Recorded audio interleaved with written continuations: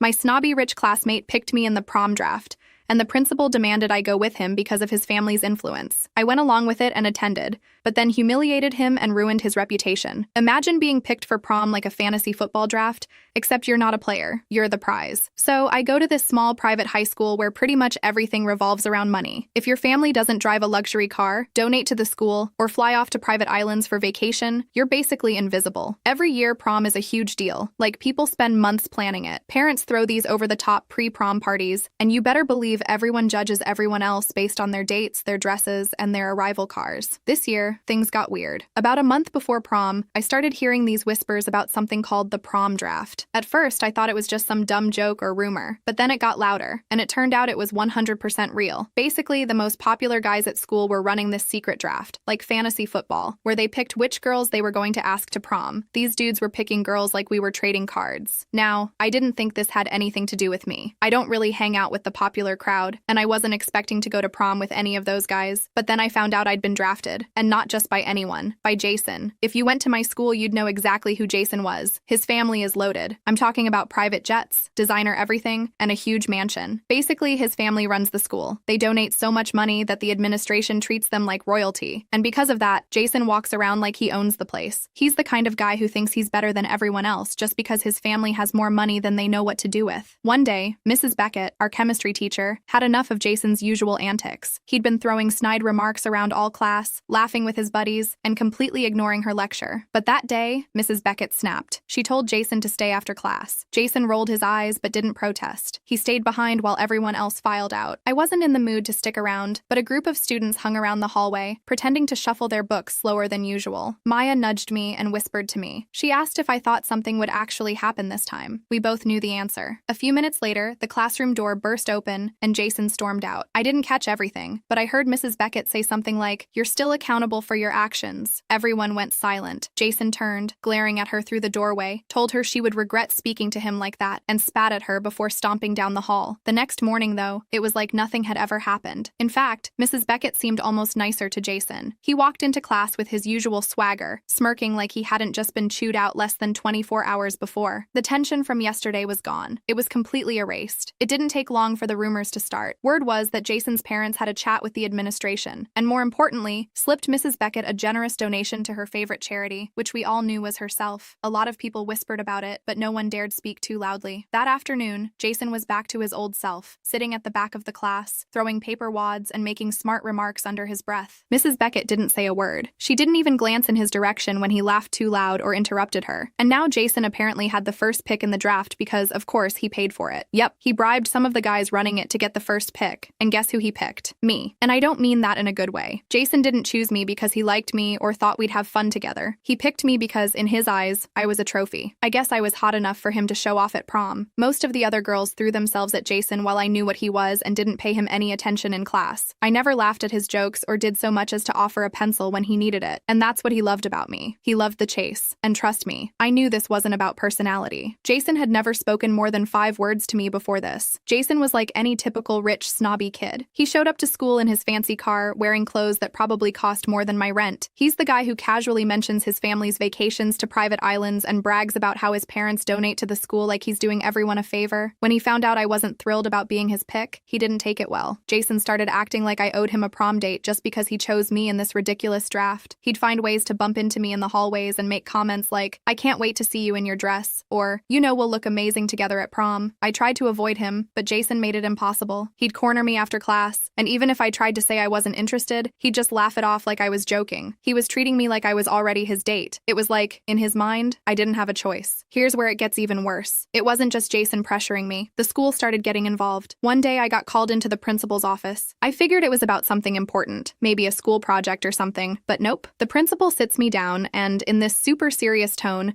starts talking about how I should consider going to prom with Jason. She doesn't come right out and say it, but she basically hints that his family wants to keep Jason happy, and this is how they plan to do it. I knew that she was only saying that so his family could continue paying them off, but I still couldn't believe what I was hearing. Since when is it my responsibility to make sure some spoiled rich kid has a good prom night? After that meeting with the principal, a couple of my teachers started weighing in too. One day, in the middle of class, my history teacher made this casual comment about how it would be such an honor for any girl to go to prom with Jason. given how much his family does for the school. I just sat there in shock. My friends tried to be supportive, but they even started to say I should just go with Jason to avoid the drama. It's just one night, they kept saying. What's the big deal? The only people who weren't thrilled about Jason picking me for prom were the girls in his circle. They had their own table in the cafeteria, dead center, where they always sat with perfect posture like they were posing for some magazine cover. They were the ones who wore custom uniforms, somehow managing to skirt the dress code while flaunting their designer handbags and jewelry. Ever since Jason drafted me, they had been shooting me dirty looks every time I passed by. It was subtle at first, but as prom got closer, their stares got harder to ignore. Every day at lunch, they'd huddle together at their table, whispering and laughing. I'd catch them glancing in my direction. One of them, Tessa, had this mean little smirk she'd flash every time our eyes met, like she knew something I didn't. The second I looked back, though, they'd all spin around and act like nothing had happened, as if their whispers weren't just about me. It was infuriating. I'd sit down at my table and feel their eyes burning into the back of my head, knowing they were probably tearing me apart. Sometimes I'd hear bits and pieces of what they were saying. They didn't say it to my face, of course. They'd never do that. They preferred to make me feel like an outsider, like I didn't belong in Jason's world. Even though my friends said it didn't make a difference, it was a big deal to me. I didn't want to be forced into going to prom with someone I barely knew, let alone someone who was treating me like a prize he'd won in some game. And yet, the pressure kept building. It was like the entire school was on Jason's side, and I was the one being difficult for not just going along with it. Before all of this, I'd never been the kind of girl to care too much about how I looked. I wore the same uniform as everyone else, a simple plaid skirt, white blouse, and blazer. But for some reason, it was like I couldn't walk down the hall without getting called out. It happened almost daily. "Fix your blouse," one teacher would say, and look at me disapprovingly as if I'd altered my uniform to make it more revealing, but I hadn't done anything. It was the same shirt that every other girl in the school wore, but when I wore it, somehow it was a problem. One day, Mrs. Turner, who never said a word to any of the other girls, pulled me aside as I headed to class and told me that my skirt was getting a bit short and looked me up and down. I looked at her, confused. My skirt was the exact same length it had been since I started school here. They made it seem like the way I wore the uniform always broke the dress code, even when it was perfectly fine on everyone else. I didn't try to stand out, but somehow I always did. I don't want to sound like a pick-me when I say this, but even at parties, it was the same story. I'd step in, and suddenly, eyes were on me. I didn't ask for it, but the whispers would start almost immediately. Guys would nudge each other, while girls would size me up the second I walked into the room. Sometimes I just wanted to disappear. That's why Jason picking me for prom was the ultimate insult to the girls in his circle who had been waiting for a chance to get with him. They hated it. After weeks of pressure from Jason, the school,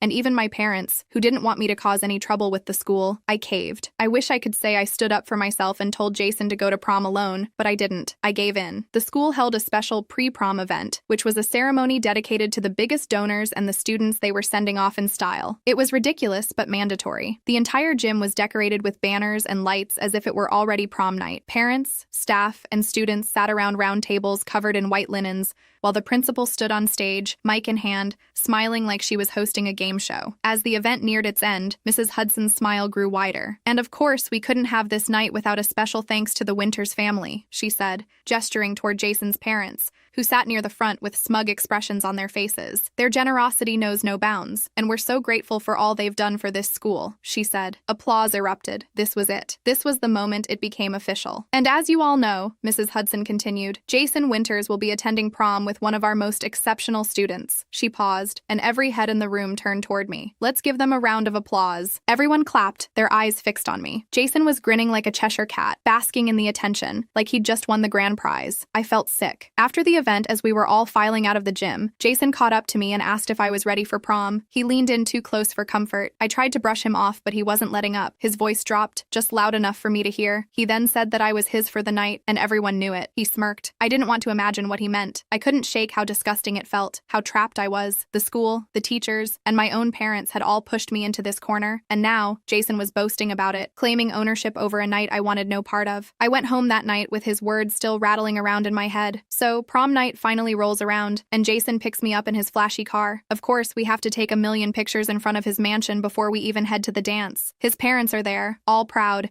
making sure the photographers capture us in front of their ridiculous fountain and expensive art collection. It was clear from the start that this night was all about showing off. We get to prom, and things only go downhill from there. Jason wouldn't let me out of his sight for more than 2 minutes. Every time I tried to talk to my friends or get a drink, he'd pull me back and make some comment like, "Remember, you're with me tonight." It felt like I was his accessory, not his date. At one point, I overheard Jason talking to his friends, bragging about how much he paid to get the first pick in the draft. He literally said, "Man, I paid good money for this," and he wasn't even trying to whisper. The whole night was a nightmare. Jason kept dragging me around the dance floor, showing me off to his friends like I was some kind of trophy. And the worst part? No one seemed to care. It was like everyone expected me to just go along with it. The girls in his circle were there too, huddled together, staring at me, wishing they were in my position while I tried everything to get out of it. During one of the slow dances, Jason made another one of his gross comments about how he owned me for the night, and I just couldn't take it anymore. I stepped back, right there in the middle of the dance floor, and told him off. I don't remember exactly what I said. All I saw was red, but the looks on everyone's faces were enough to know I'd struck a nerve. The music paused for a second,